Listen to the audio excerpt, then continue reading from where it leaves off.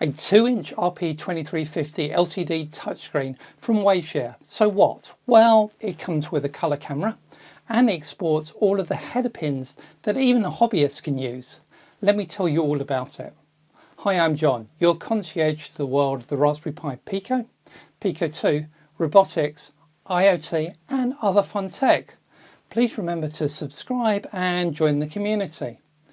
Waveshare have launched a whole range of RP2350 boards, of which this module is just one. Each new set of boards is just better than the last. So how does this 2-inch touchscreen perform? Well, I love the connectivity. On a 2.54mm header pins, the screen is clear and responsive, as you'd expect from a capacitive touchscreen. The camera integration is amazing, but is it practical? I think you'll see. If you like this video and it helps your learning or projects, then try not drop me a cash tip. There's a super thanks button below the video, or alternatively there's a payment link in the description. I'm saving these up to get myself to the open source conference in San Francisco, and I'd appreciate your help in getting me there, and of course I'd love to meet you all there too.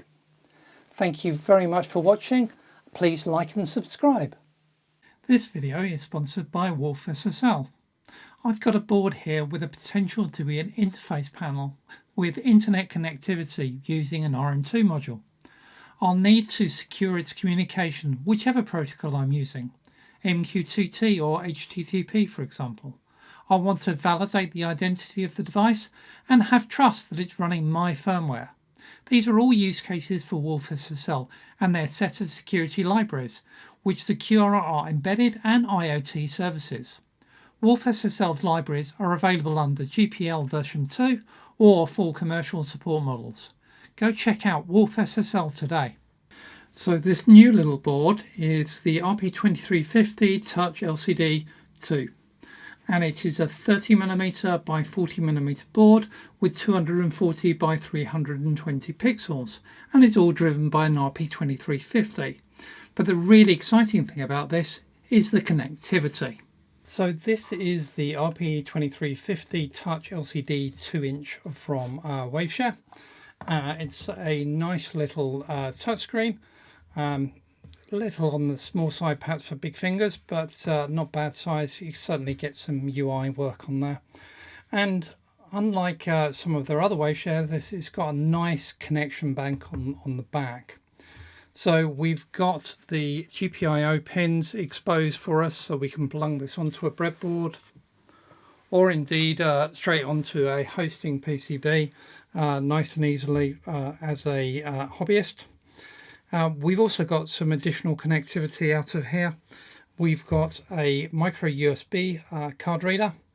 We've got battery power, so we can run it off of battery. And we've got this connector here, which is for a camera. Now, the nice thing about these things is that actually they ship with cameras, or the one I've got anyway ships with a camera. And here is the camera. And the camera is an OV5640 camera. It's good, it's color, it's got nice, I'll go through the full spec on our slide in a second, but yeah, it's a nice little camera. To fit it, what we need to do is to flip up this connector to then place the camera in there and to then lock that down by pressing on it. That easy, we've got a camera on there. Now, the design flaw on this is, of course, that that camera now can only be at the back. It can only be in this position. It prevents me actually now using a breadboard because it's in the bloody way. Yeah, I'm not quite sure why they are shipping a camera with such short connection on it. Is this a requirement that the camera has to have that shorter connection? If it is, it does make it really difficult to use. Now, I've got another camera on order with a longer cable. We'll see if that actually works okay with it, and I'll probably let you know about that. But yes, otherwise, nice camera, nice board, nice features. The camera, yeah, it's kind of awkward, isn't it? So this screen is 30 by 40 millimeters inside.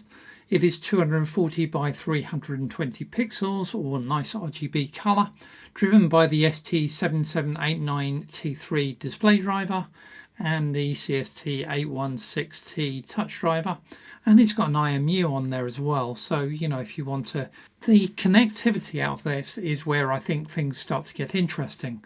We've got an SD card reader built in for a micro SD card, USB-C of course, 2 buttons, so of course that's just reset and boot cell, though boot cell's reusable on RP2350. There is battery connectivity if we want to drive it by battery. I don't think this actually has LiPo management though, it's just a pure battery input. And it's got a camera interface as well. And the camera interface is, I guess, where a lot of the interest comes. Plus, all the connectivity. That's 2 lines of 2.54 millimeter connections out of the back of this. So we've got access to a whole range of GPIO ports, which allows us to do some really clever stuff if I wanted to. So certainly things like connecting up an RM2 and giving this module Wi-Fi is a fairly easy thing for us to do. The camera that they've shipped with this is an OV5640.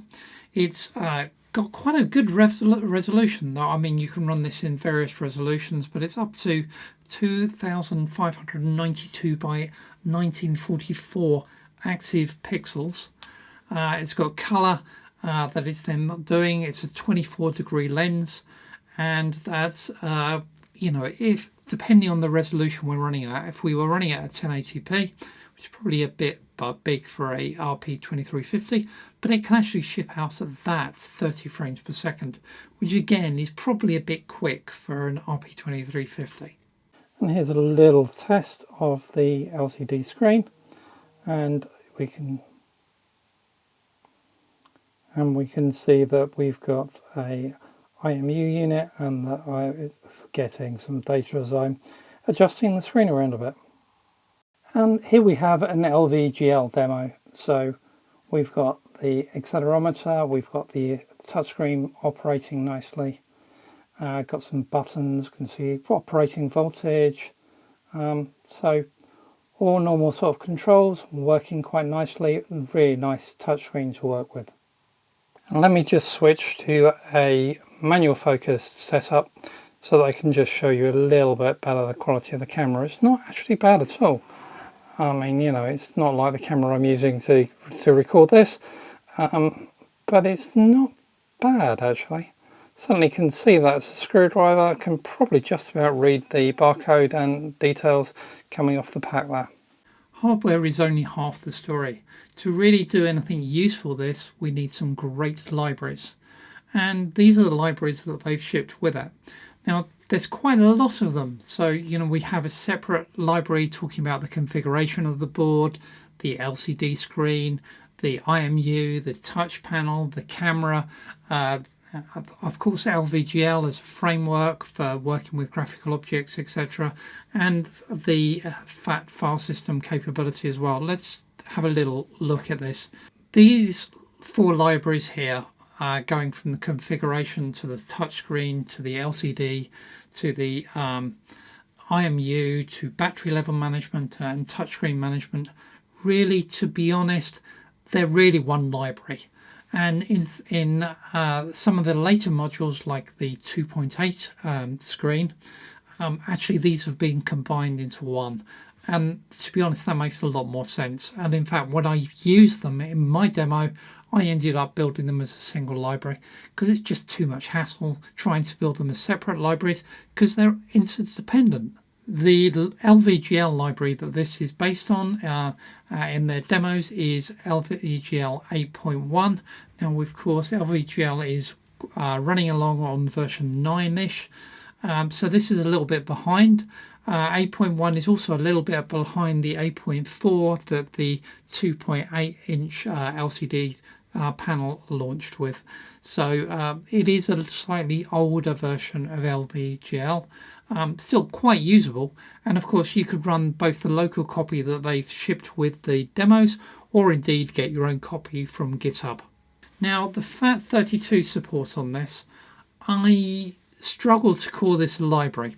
There is an example that is reading and writing from FAT32 SD card there using a 4-bit interface, which is all great and good, but it isn't really a library, and how difficult it's going to be to use that and port that into your code, I'm not sure. I didn't look at it for very long, but I didn't love what I saw.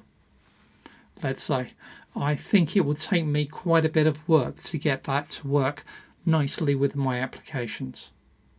I wouldn't be doing my job as a reviewer unless I actually tried out these libraries and did something for real with them.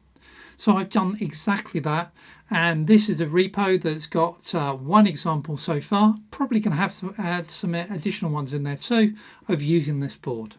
The example I've done is actually an LVGL example, doing some innovation around my company name, and it's the same demo that I've used on an RP2040 Touch as well as an RP2350 Touch 2.8. So you've seen the demo before, but actually I'm just porting it using the code that's around in these libraries for this board and see if I can get that working.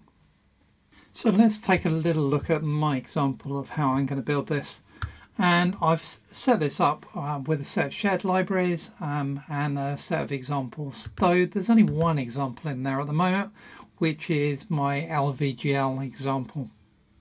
So the libraries I've copied in are the libraries that I used in Waveshare's demo, and they're all split out into little libraries, so config, LCD, the IMU and the touch library. Now I don't really like the way that they've split them out. I much prefer the way that they're joined in things like the Touch 2.8 RP2350 board. So what I've actually done is I've sort of combined them all into that RP2350 Touch 2 library via this CMake file here. And you see, actually there's not very much in the way of C code that it's actually building into that library, so it isn't particularly difficult. I've not put anything in there for working with SD cards or the FAT32 file systems.